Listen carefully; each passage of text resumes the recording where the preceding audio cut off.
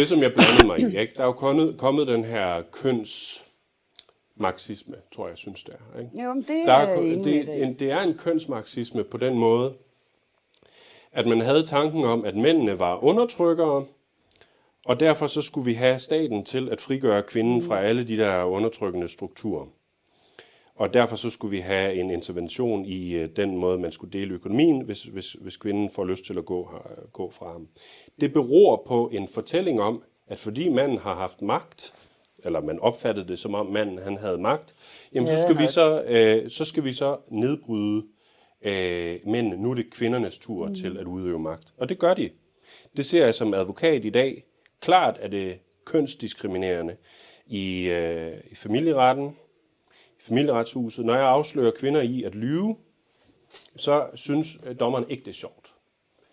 Måske hvis man afslører en mand i at lyve, så vil det måske være mere okay. Ikke?